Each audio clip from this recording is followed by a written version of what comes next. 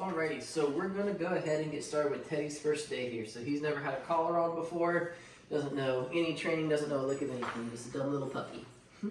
So, with the collar, this one is too big for him. We haven't trimmed it or anything yet. I'll probably leave it untrimmed today, that way he can grow into it. So, we're starting with short prongs on this collar right here, because he's a pup. His fur's not that long, not that thick yet. If we need to, we'll upgrade to the long prongs, but I think at least for now, these should be fine for him. So I go ahead and slap it on the bottom of the neck. This is not its final position, just making sure it's going to get on there decent. So I like to make sure that the collar's not beneath it. I put 2 fingers underneath the collar to get me a good starting point, kind of get it down snug on that. Then I always grab the box and move it up and down the neck like that to make sure those prongs work through his fur to make good, consistent contact with the skin. That way he feels the tap from the collar the same every time. Gonna go ahead and check under the buckle. I can fit 1, 2, 3, 4 fingers, so that means it's too loose right now. I want to fit about 2 fingers underneath that buckle without having to press the skin down. So I'm gonna go ahead and pull it a little tighter. Once again, move that box up and down. 1, 2, 3. I have to press the skin down, so now it's where I want it. So now I'll go ahead and just manage the rest of this collar strap here so it's not getting in his ears and bothering him. Generally, if you have a full-grown dog, you can just trim it up and cut it off. But I'm gonna go ahead and just keep this full length for now. Just go back and forth a couple times to make a nice little bow.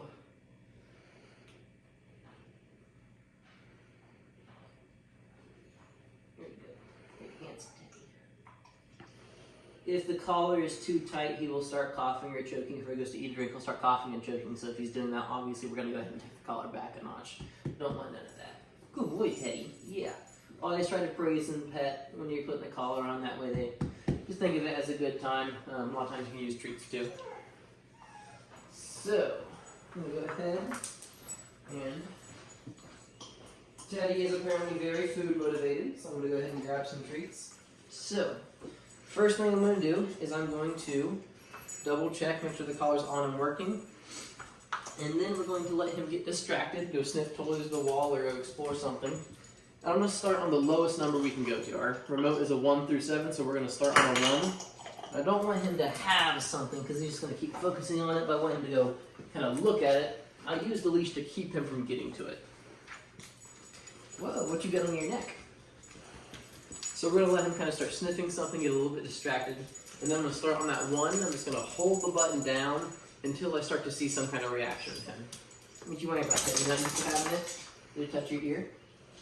Let him sniff, so I'm just holding the button down, let go, hold the button down. I only have about 8 seconds of holding the button down before it shuts off. So that's why I'll let go every few seconds and then repress it. You can see right now, obviously, no real reaction. He's just being a puppy. Like, ooh, I can get under this couch maybe. So, since he's not really feeling anything, we'll go ahead and untangle him. And then I'm just going to increase the number to a 2. Start doing the same thing again, trying to see if I can tell he's feeling it. And what I'm really looking for is him to start looking at the ground or something like that, or to start scratching. I wasn't pressing it then, so that's just because the collar's on. Very common for puppies just to scratch at a collar while it's on, because they're not used to having something on their neck. So now press, hold the button, holding it, holding it, holding it, holding it, holding it, holding it, holding it, holding it, holding it. Can you scratch a little bit? Yeah.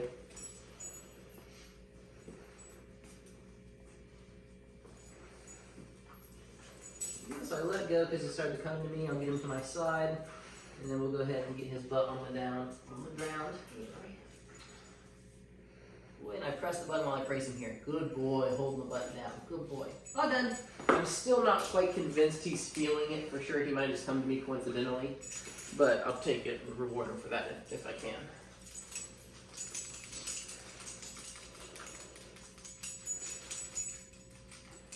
So I try to kind of move back and forth while I'm pressing the button.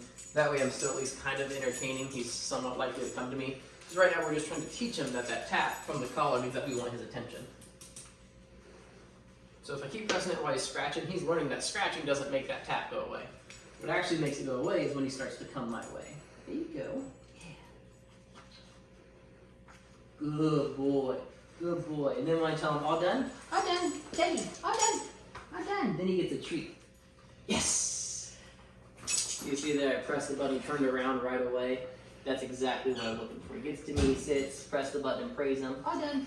All done. So like right now, he's just going around sniffing stuff.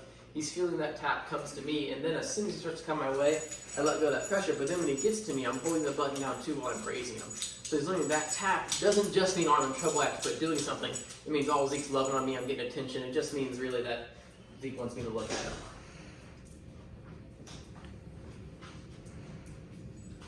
Yes! Very good. Put the leash when he's on the ground. There you go. Good boy. So I'm holding that button down the entire time I'm petting him right now. Good boy. Good boy. All done.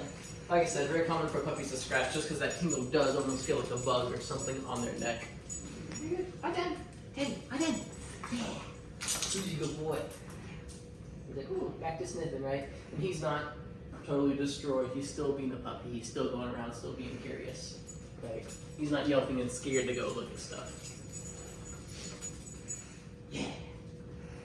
Good boy. Good boy, Teddy. Good boy. Good boy. I'm done. I'm done. I'm done. Let's go. I'm done. Yeah, I'm done. I'm done. I'm done. Yeah, good boy. So right there, trying to teach him that all that release command means he's allowed to be excited. He's allowed to move around. Doesn't have to just sit there and stay calm when we're having fun with that. So as you can see, this is what a dog who's never had any association with an e-collar looks like. Obviously, they're still learning it, don't really know what it means yet, but they're not getting scared. Just a lot of positive association with that tap. Just learning that tap means we want his attention, not hurting him, making sure it's not that high, right? But just learning to get his attention for him to give us his attention with that tap.